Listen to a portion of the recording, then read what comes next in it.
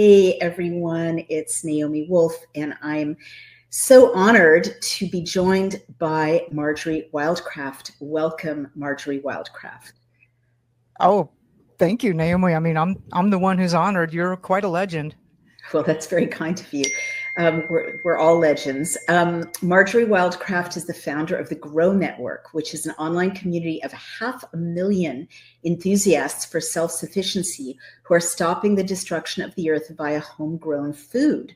Author of The Grow System, oh wow, an essential guide for modern self-sufficiency from growing food to making medicine, published by Penguin Random House, featured by National Geographic as an expert in off-grid living, hosted Mother Earth News Online Homesteading Summit, selected by Authority Magazine as a woman leader in wellness, focus of award-winning Reuters Sustainability Media Contest, nationwide PBS campaign teaching people to grow half of their own food in their backyards, and on the cover of Masters of Health magazine for Earth Day. All of that is Marjorie Wildcraft's achievements. So let's start at the beginning. What drew you to this kind of work, and when did it begin? Somehow I got muted there, Naomi. I don't know how. Well, I can hear you loud and clear. Is that better? Can you hear you loud and clear? Hello? Yep, I hear you loud and clear. I can hear you just fine. I hear you just fine. 109876. Can't hear you now. 109876. Your mic is, yeah, it says your mic isn't connected. I can't hear you. It says your mic is not connected. Oh my goodness. One of those days. 876.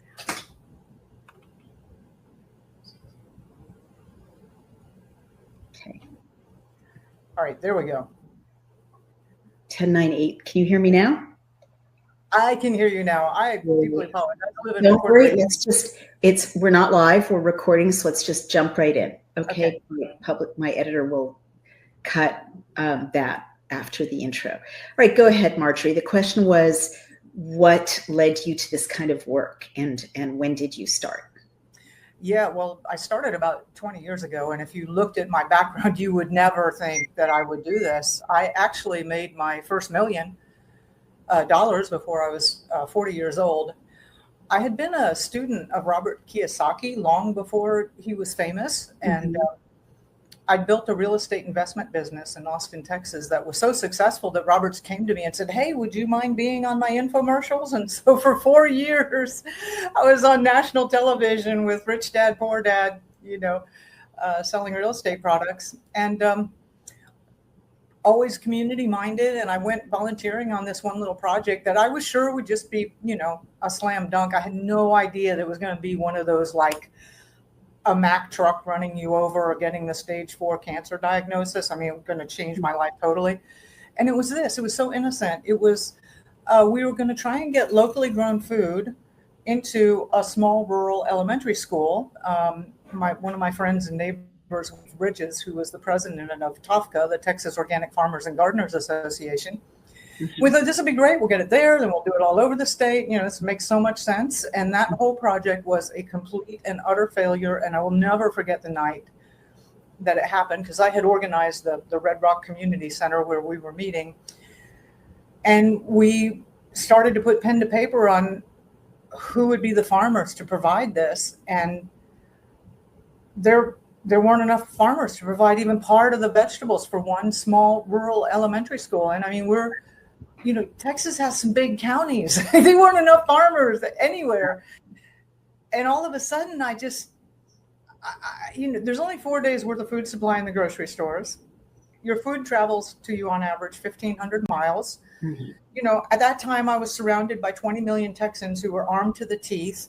And I had 2 small kids, and I realized, there are scenarios. I had been looking at wealth in terms of money.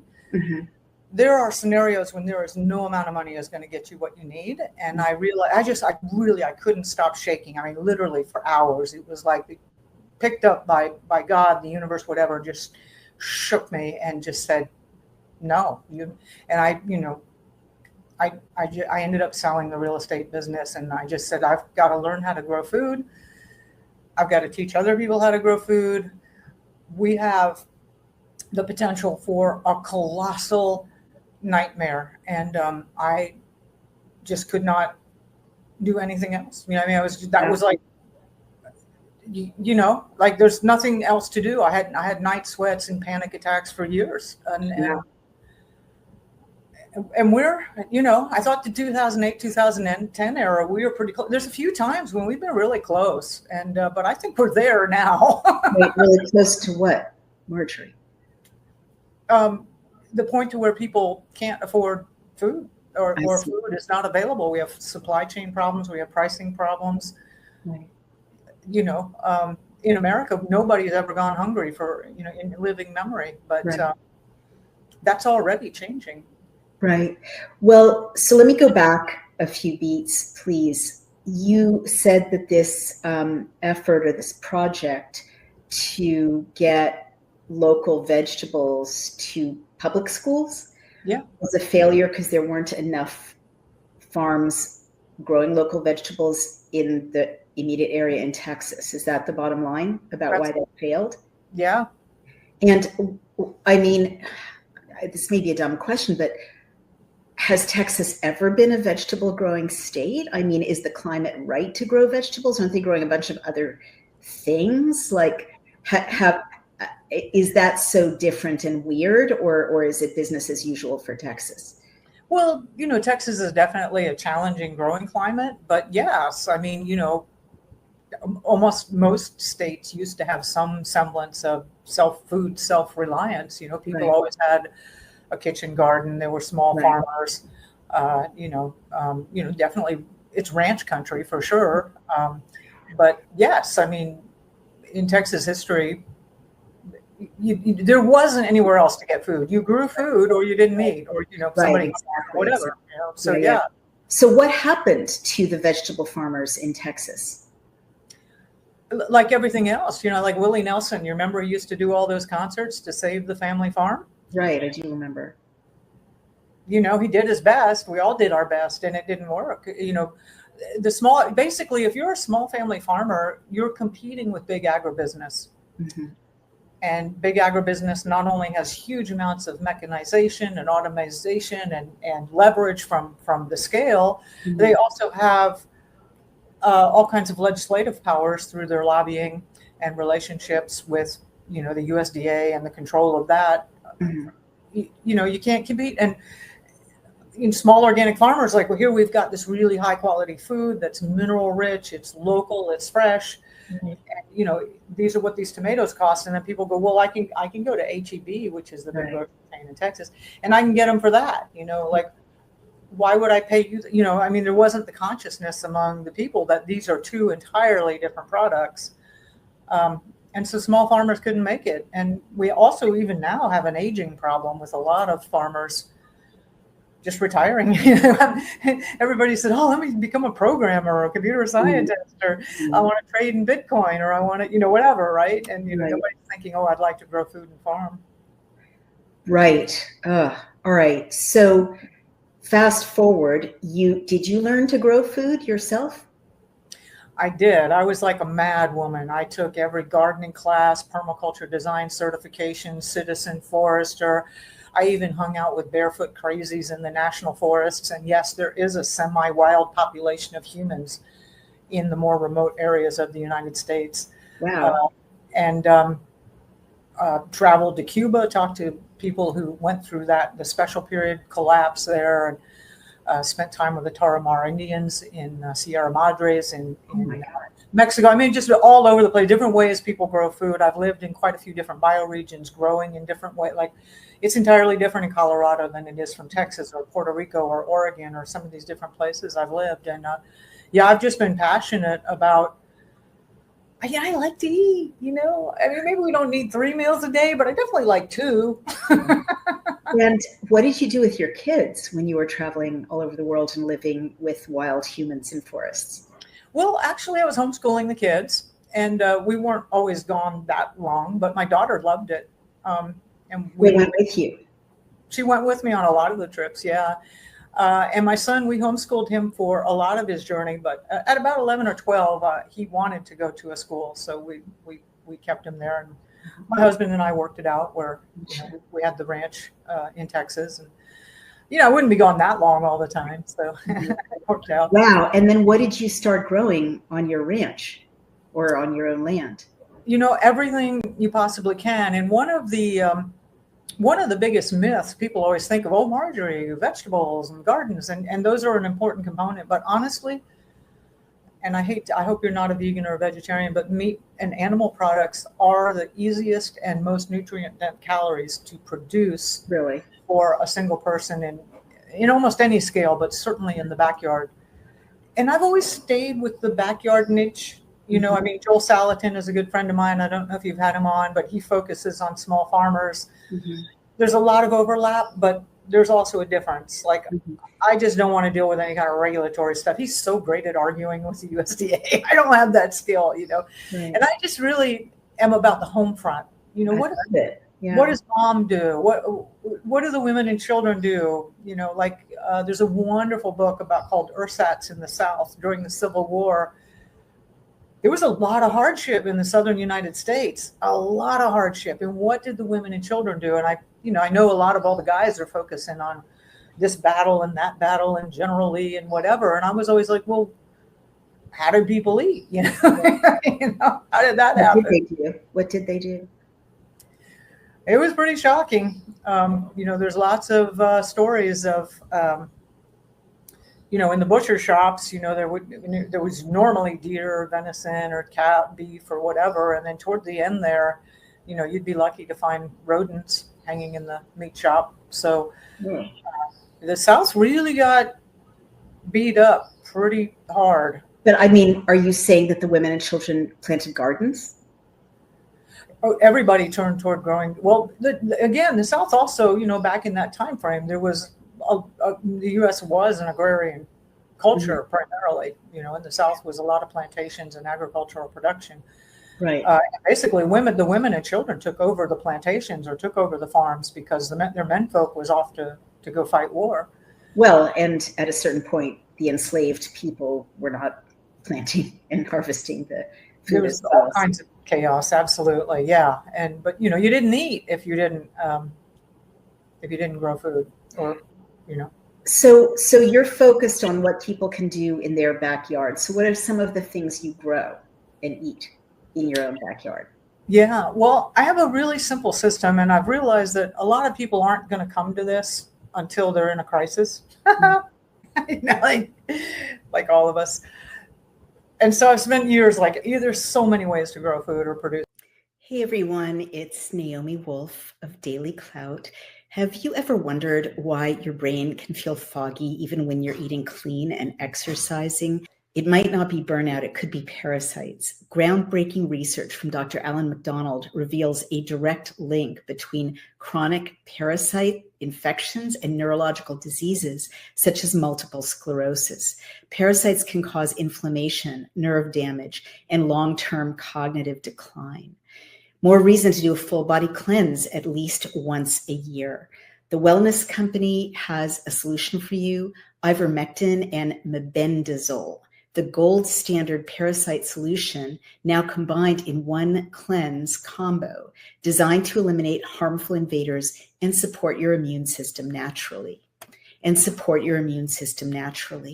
Medical grade, not some trendy herbal gimmick. Fill out a quick intake form and you'll get a 3-month supply shipped straight to your door. MAHA is officially here, and the Wellness Company is making hard to get medications digitally accessible so you can live your best life. Head to dailyclout.health and use code dailyclout to save $60 off plus free shipping on all orders. Cleanse your body today. Get rid of parasites today. Thank you. Food, and I really cherry picked the 3 easiest and fastest ways, and I put it in a free webinar at backyardfoodproduction.com for people who want to go in depth with this. I recommend a small garden, and this is not a large one. like 100 square feet. Mhm. And you can actually grow a huge amount of produce for yourself in 100 square feet. It's astonishing. Wow. A small flock of backyard chickens, say 6 laying hens. A laying hen will produce about 250 eggs a year. And they do take some time off. They have to do a thing called molting where they change their feathers out. And then if it's too hot or too cold. So, you're not getting 365, but 250 is pretty good. And if you have 6 laying hens, that's 1,500 eggs a year. Wow. And that's 3 egg omelets for breakfast every morning. Yeah. And 33 dozen eggs to share or trade or give away. Amazing. So 6 laying hens, right? 100 square foot garden, and then do this 1/3, because this is often what modern people have a little trouble with, but a home rabbitry. So a buck and 3 breeding does. And you can produce anywhere from 75 to 85 rabbits a year. Each one of these components doesn't take that much room either. Like the garden can fit in a parking spot, the chickens, the coop and run can fit in a parking spot, and the rabbitry can fit. So, I mean, we're talking about a small backyard space. And by the way, with the rabbit, all of your chicken recipes completely interchangeable. And I have often served people rabbit and forgot to tell them about it, and they just assumed it was chicken. Mhm. So, But you have to butcher them, right? yeah, I teach people how to do that. Yeah. Now, Yeah. some people are like, "Oh, I could never, the poor bunny," and I totally understand that. This is also why you may want community. What you're going to need is community, right? Mhm. So, if that's just absolutely something you can't do right now, and believe me, I've done it enough times, and I've had people who are even vegans go, "That was done so lovingly and carefully, and you really honored that passage. I'm not eating meat, but if I ever have to, I can see that I could do this if I needed to." So it's not something, in modern day, throughout history, every single human being knew how to process small game, even small children. I understand. I'm not judging. I mean, literally, my refrigerator's full of meat that someone else slaughtered. So I'm not. I know that I'm not.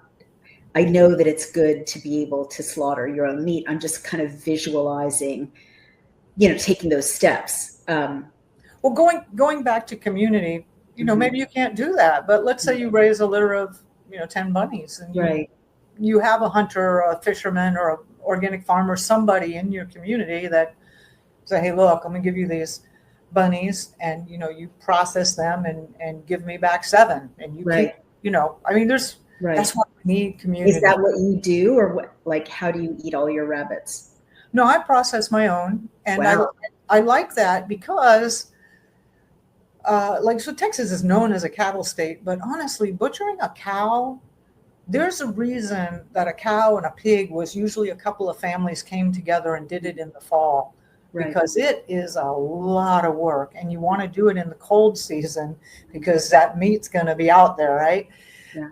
But with rabbits, I can grab a rabbit, and I'm not even particularly fast at this, but in about 15 minutes between setup, processing the rabbit, and cleaning up, I can have it in the kitchen ready to cook.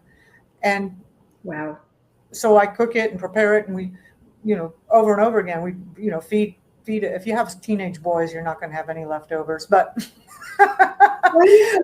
I mean, I'm sorry to interrupt, but if rabbit is such a nutritious, tasty, abundant meat, why has it become not part of our culture? It's completely erased from our culture. People used to eat rabbit and squirrel all the time in the 19th century in America. Naomi, there's only 12 vegetables that people eat now. It's ridiculous how our diet has been just, and the foods that you're getting at the grocery store are completely toxic. That you shouldn't be eating that. I mean, even if we weren't in the middle of this crisis right now, you should be growing your own food, because if you want to be healthy, you can't source that from grocery stores and restaurants. It's No, for sure. I guess I'm just wondering, what do you think happened culturally to kind of erase rabbits from our national consciousness as a food? Yeah, was that an intentional thing, or was that just something that people just dropped because there was the convenience of being able to go pick up something in a cellophane package? And Right. the last really big push for rabbit production was actually in the 1970s. And the 1970s, well, you're old enough to know, the 1970s was a very dicey decade. And there were a lot of people heading to the hills. I mean, Yes, that's right. Nixon took us off the gold standard. There was the shooting at the Olympics. I mean, there was all kind of, and then the lines to get gas at a gas station. And it was a very, very dicey decade. And a lot of people said, hey, maybe I should join a hippie commune. Right. Yeah. Okay. Well, that's so interesting. The mystery of the vanishing rabbits as a food source. I mean, if you look at a 19th century, cookbook, let alone a kind of pioneer recipes, that they're all about small game. Absolutely. Small game that doesn't, we don't cook and shoot and eat anymore. Well, let me go now to, it's so fortuitous that I'm talking to you, because I just did an interview with a raw milk activist, and I was saying, I've got 5 acres behind one of my properties in the Hudson Valley, a place that my husband and I bought. I have no idea how to make a food forest. I've called around. The only person who, offers food forest planting, I think I wasn't woke enough for them or something. They wouldn't take me on. I don't know how to farm it. I don't have any goats. I want goats to eat the thorns. I guess what I'm trying to say is, what I asked that subject is, why isn't there a niche industry that I can call? Like, it's crazy that I could call a landscaper and they'll come put random non-native flowers and plants and, poison my grass, whatever. And that's no problem, but I can't find someone to plant, fruit trees and vegetable garden for me and then harvest them for me, give me some, or, give me all of it and then I pay them. Like, why isn't that? And how does someone listening to this start if they don't have the time to build a whole food forest in their backyard?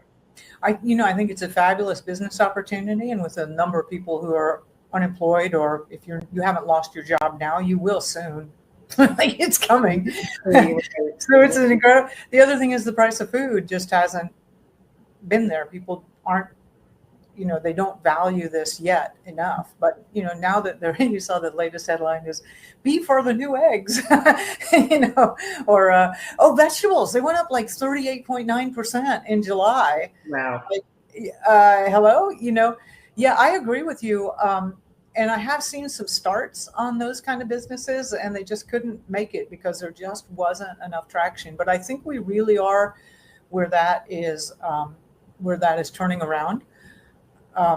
There is one thing called Shared Earth, which is a website, and I think there are several others where, you say, hey, I've got this 5 acres. Does anybody who really wants to farm, can we get together? And then you guys negotiate and work it out. And that's good to know. Shared Earth. That's very good to know. Let me make a note of that. Go ahead. And another possibility is permaculture design courses, and graduates of permaculture design courses are, they would just love to, do a design and implement it. And, find them. The Permaculture Institute, I believe the main headquarters is in Santa Fe, New Mexico, but then there's CRIMPY is the Colorado Rocky Mountain Permaculture Institute, has a lot. There's quite a few different, just, do a search for permaculture schools. Mm-hmm. And, there's probably, you're up in the Northeast, I'm sure there are some schools near you, and I'm willing to bet there'd be, some graduates who would really want to do that, and okay, so you just call random graduates of permaculture schools? Is that? Well, you might call the school and just say, hey, do you know of any graduates who are actively working and doing design, or even the teachers? Most of the teachers, I've been a teacher at a lot of these, and I'll tell you, a lot of these teachers would actually be happy to do the design. So they would design it, but then you need a human to keep it going. Right? Yeah, well, talk to them. Yeah, talk to them about that. You're absolutely, Naomi, what you're bringing up here is the fundamental issue that we have to completely redo the food system from the ground up. Yeah. So you're a huge part of that. You know how to do this. I guess the thing that's frustrating me a little bit, I'll just be very transparent, is that I've now talked to a lot of unbelievable innovators and entrepreneurs in this space and analysts in this space. And there aren't a lot of solutions for scaling. And there aren't a lot of solutions for people who, are doing other things with their lives and can't devote their whole lives to it. So you're an entrepreneur, you've been a successful entrepreneur, you've got 500,000 people, on your current platform. What do they get from your current platform? And, I guess, how would you scale something like this? Or do you know? Well, that's the thing, is I'm not really all about scaling. I'm really about the individual or the family providing about at least half of their basic needs. And if you can provide half, that's huge. But I mean, that is scaling if you teach people how to do that. So why don't you tell me about your website and how you've chosen to tackle this problem? So backyardfoodproduction.com is the best place to start. And I've cut it down to 45 minutes because nobody has time anymore. Right. And I go through that simple 3-part system. It's free. I'm just really trying to get people to grow food because we are in a crisis, and and we will put you on an email follow-up sequence with all kinds of other free resources. For example, in phase 1, you just want to get your chickens, but then I'll send you a video on how you can produce all of your chicken feed for free, right? But you don't want to do that in phase 1. You want to do that after you've got these other things established, right? And then I'll also send you resources on how to feed your rabbits for free. But again, you've got a lot to learn with phase 1. And then we have a ton of other stuff on how to make your own compost and keep regenerating your garden. Now, I'm not talking about quitting you're not going to become a migrant worker. You're not going to become indigenous or something like that. I'm only talking about a half an hour a day, right? Oh, really? Is that it's not that much time, and you can produce half of your own food, right? Amazing. So, yeah. And is that every region of the United States? All over the world. As I said, I've grown and lived all over the world, and then the Grow Network is from people all over the world. Wow. And what I present are the principles, and I talk a bit about different species that do better in different areas and how you want to select those. But it's very straightforward, and you can do this. Throughout history, almost everybody always had what they called a kitchen garden. Right, we did. Right out, you had it right next to your kitchen doors, because the closer something is, the more you'll use it. You don't want your garden 100 yards away; you'll never use it. Right. So kitchen garden, you go out in the kitchen garden. You get your spices, you produce, whatever. And almost everybody always had some chickens or a pig or something that they were raising. I mean, that was how we lived. Yeah. Until very recently. Yes, that's right. I've just been reading a book about food production in New York City, and going back 400 years, and like till the end of the 19th century, people were, driving their livestock across 44th Street to the slaughterhouses, and and producing and distributing, baking their bread and grinding their wheat and so on. I used to always wonder why New Jersey would have been called the Garden State. I mean, if you've ever been to New Jersey, well, you have, right? Because it was the kitchen garden for New York. Exactly. New Jersey fed New York, and New Jersey fed New York. That's all. That's all gone. Yes. Paved over and concreted and built up and whatever. But you're creating a beautiful vision, and so you've got 500,000 people in this network who are learning or have learned how to do what you're teaching them. What percentage of that 500,000 people would you say are, really producing like a quarter of their food themselves? That's a little bit hard to quantify. And actually, at this point, we've had several million people go through that webinar that I'm offering at backyardfoodproduction.com. And I don't know how many have implemented. I know, we used to have a really active and engaged forums, and once you get into this and once you learn, it's like, that's easy. That's really, really easy. You have to stay healthy and well at times like this. That I often have suffered from mobility issues, and now I don't. Part of my Lifestyle is Native Path Collagen. So Native Path's collagen formula is made with ingredients that are scientifically developed to increase bone mineral density, support tissue recovery, reduce wrinkles, enhance hair thickness, and strengthen nails. Who wouldn't want more collagen with all of these benefits? So right now, when you visit getnativepath.com/Daily Clout, you can stock up on Native Path Collagen for up to an incredible 45% off today, plus free shipping. Every order comes with a 365-day money-back guarantee. You can try it risk-free today. It is a single ingredient formula with no fillers, additives, or artificial sweeteners, and it's third-party tested for heavy metals, which makes sure that it is pure and safe. It's flavorless. You can add it to anything. I add it to my oatmeal. You can add it to coffee or smoothies. Its formula makes it more bioavailable, meaning it's absorbed more easily and mixes without clumping. And the best part is Native Path is offering amazing bundle deals, 3 or 6 packs at a fraction of the price of other brands. With over 4 million jars sold, 1 million happy customers, 8,000 5-star reviews, and a 365-day no-risk guarantee, Native Path is a trusted choice, and they offer an 800 number. You can ask any question. A real person is waiting to help. You can join a private Facebook community. I love these people. Share recipes, success stories. So that's getnativepath.com/Daily Clout and start your experience of transformation today. What I read those 3, the garden, the rabbits, and the chickens first. And then after that, there's so, bees and honey and mushrooms and if you want to get into other trade items like cannabis, there's all kinds of stuff you can grow, right? You get into foraging as well. I mean, we're in an area where I'd almost be more comfortable starting with foraging, right? Yeah.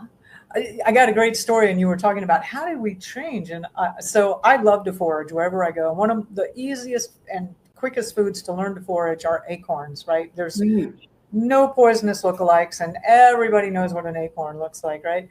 And actually, this is like maybe 6 or 8 years ago, my team and I, marketing conference. If you're in a small business, you had damn well better learn marketing. Like that's, there's a lot of things to do in a small business, but you'd better learn to market. So anyway, we're at this marketing conference, and I go out in the morning for my morning run. I always take a bag with me, and we're in Austin. And this woman, she had a live oak tree in her front yard, and she had this concrete driveway that was just right at a nice slope, and there was a gutter at the end of it. Mm-hmm. And all of those acorns would hit that driveway and then roll down into that gutter. I mean, you want to talk about the easiest food source ever, right? So I'm up there, it's like 6 a.m. I just stopped my run. I have this bag, and I'm scooping up all these acorns. Mm-hmm. And this woman comes out, and she opens the door, and she's looking at me, and I thought, uh-oh, she's really mad. I'm taking all her acorns. And she goes, "What are you doing?" This thing. And I said, I'm just collecting acorns. Is that okay? She goes, "Those things? You take all you want." I said, "Okay, I'll be back with a bigger bag." Acorns are a staple to the Native American populations. What do you do with them? I remember studying that in elementary school in California. But what do you do with acorns? How do you consume them?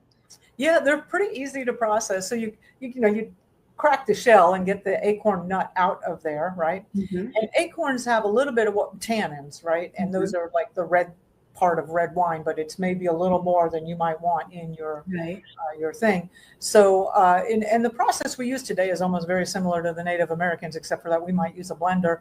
So you break the acorn meat up, the acorns themselves. You can break them up into where it's not quite, maybe a little bigger than sand, not it doesn't have to be too fine.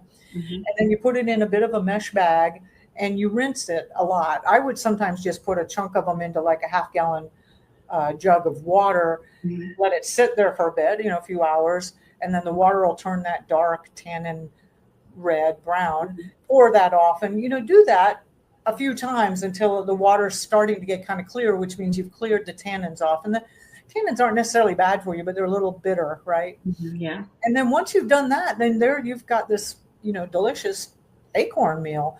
And Wow. The Native Americans would dry it out, and you could dry it out and then turn it into, finer and make it into flour. I never got that far. I would I would take mine moist, mix them up with some eggs and some maple syrup, and and just make these fabulous acorn meal pancakes, which Wow. The pancakes, I can't stand eating pancakes from any, the stuff they make out of the flour these days are just absolute nothing burgers. I mean, they have no flavor.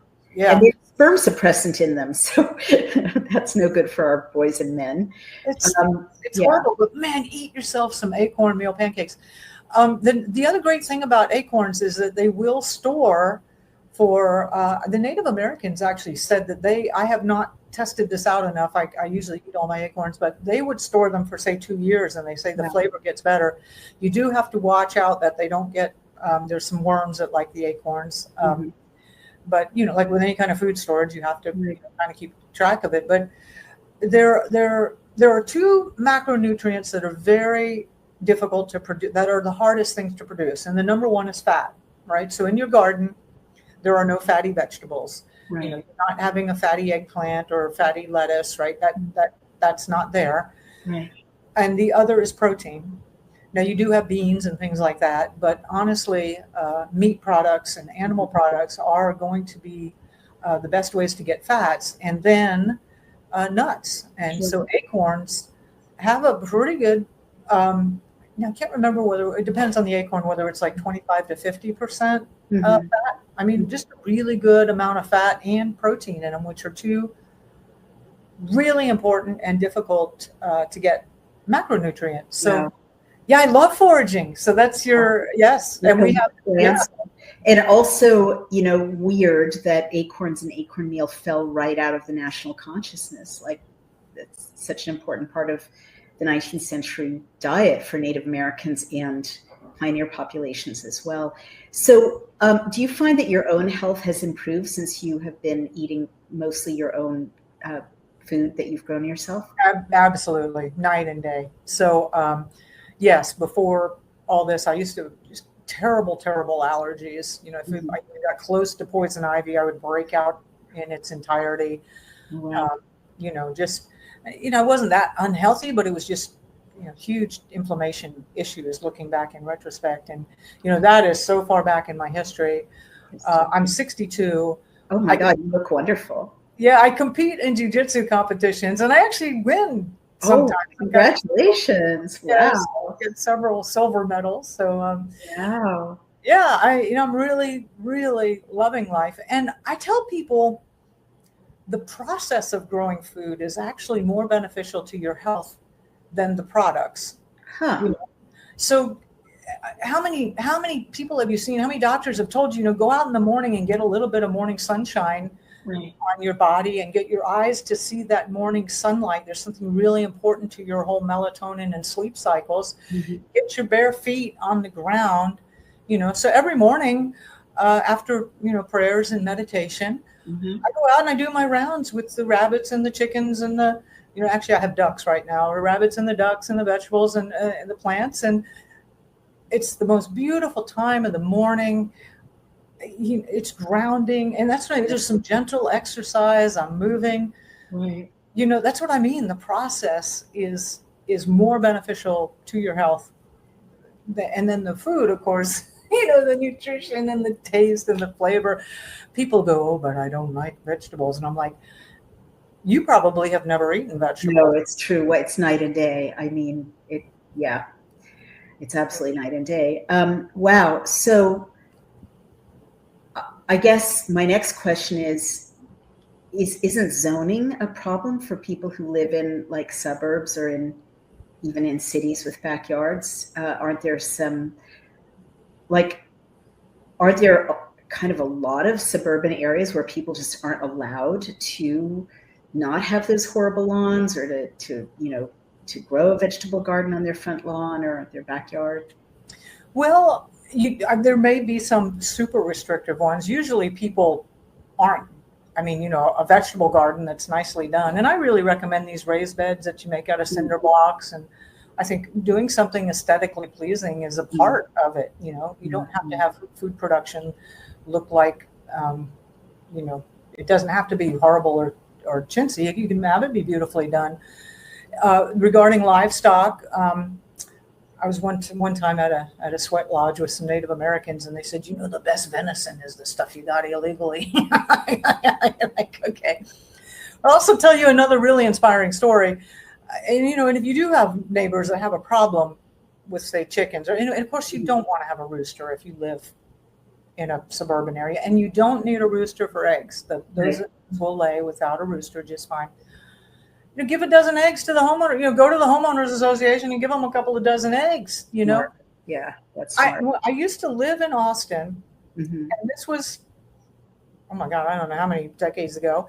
And it used to be, if you had backyard chickens, you were Bubba, and the neighbors hated you because you were deteriorating real estate prices for everybody because Right. you had chickens, right? And there was this one wonderful gentleman, South African, just bubbly South African guy, and he had 3 chickens, his hens, and they were like, seriously, they were like pets, and he had them in the backyard. They were pets with benefits.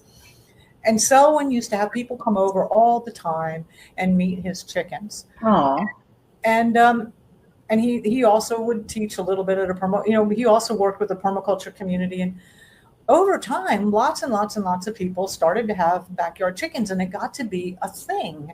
mm-hmm. And actually, Austin now has a thing called the Funky Chicken Coop Tour, which you can go on once a year. And I'm going to tell you, some of the chicken coops that people have, I would move into in a heartbeat. Like, people have gone insane. Yeah, people, it is a thing. I know what you're talking about. I know a podcaster who has a 24/7 webcam of his chickens on a 2-story kind of chicken palace.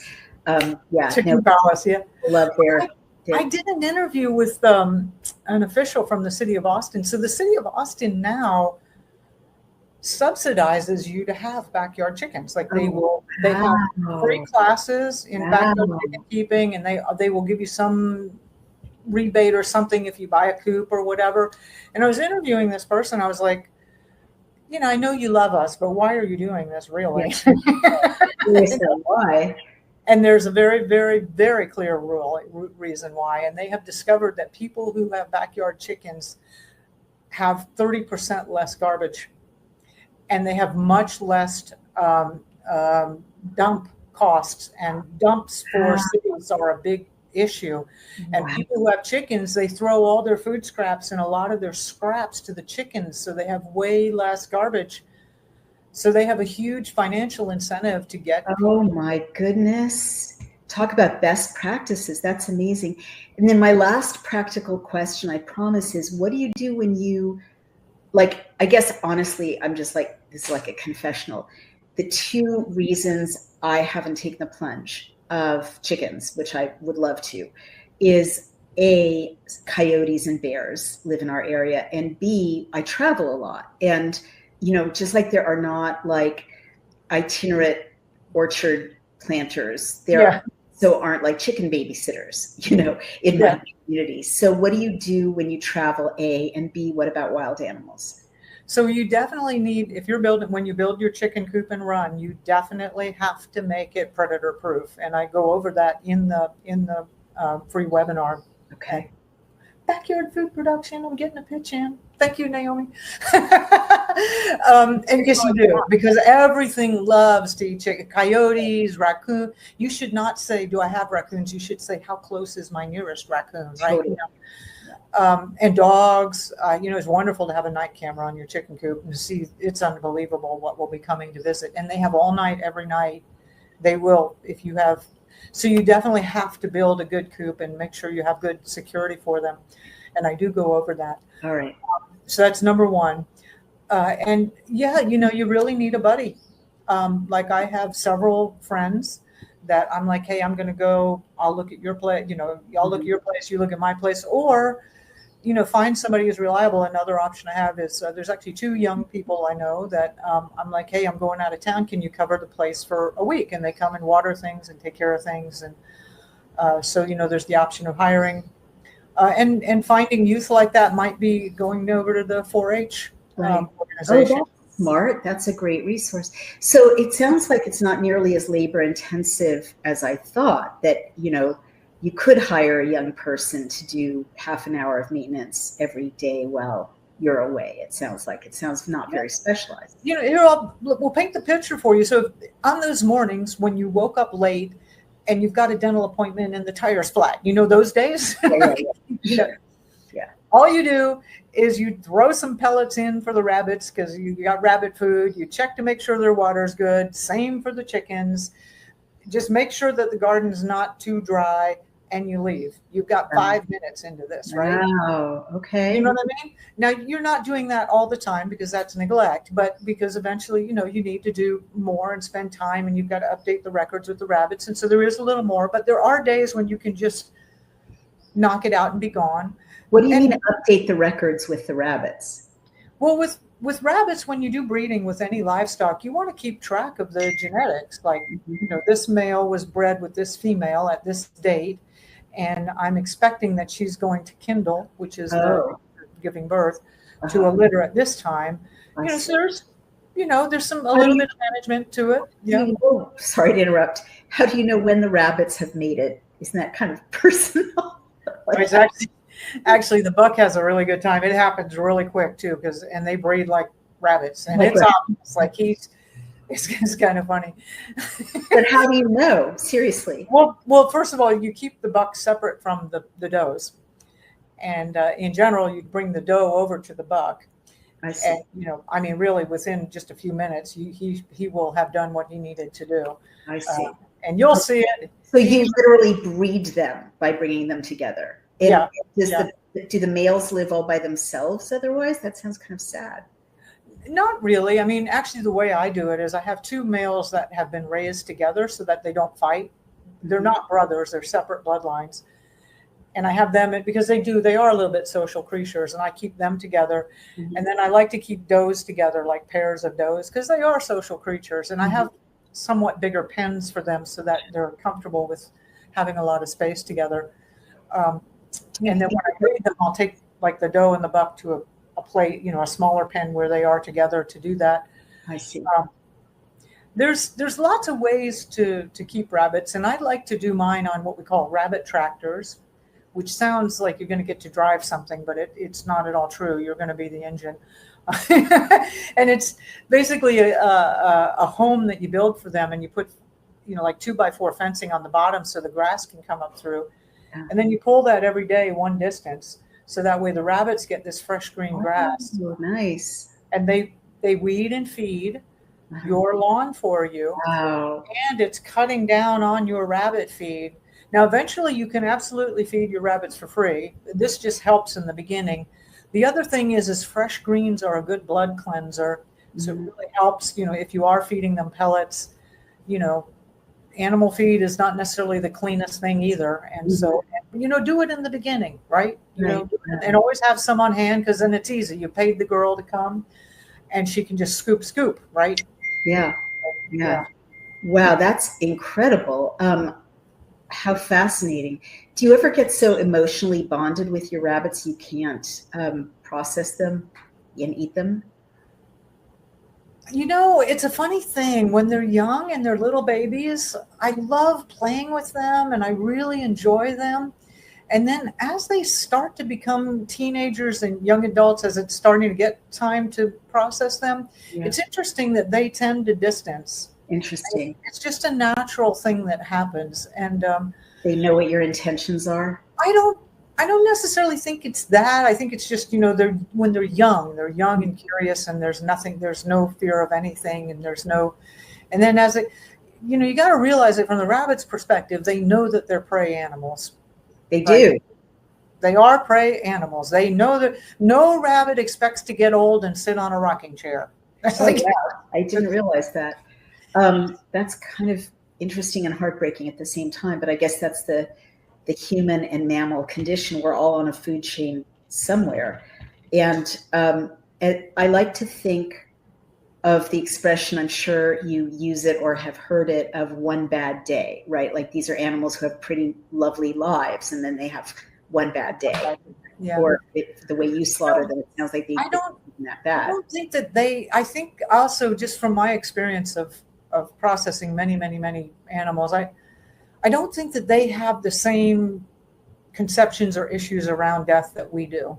You know, for us, it's a horrible thing. It's an end. It's an unknown. Da, da, da, da, da. But, you know, if you spend time with, you know, Tibetan monks or Buddhist monks and that really understand the reincarnation in that process.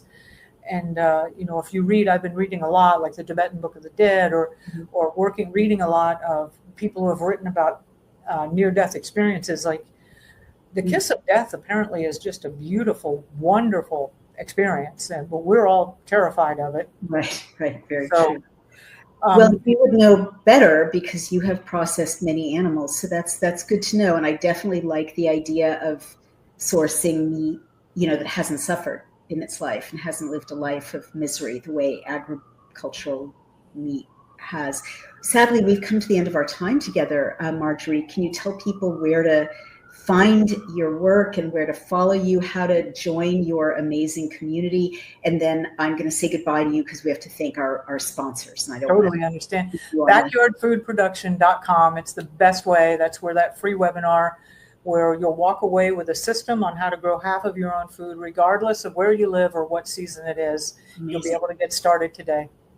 I'm so glad you had this mission and that you followed your calling. I think you've saved a lot of lives and you may actually save our food system. Again, thank you for joining us. It's an honor to have had you. I will say goodbye to you now if I can figure out how. And if I can't figure out how, yes, here we go. And we'll see you soon. Thank you.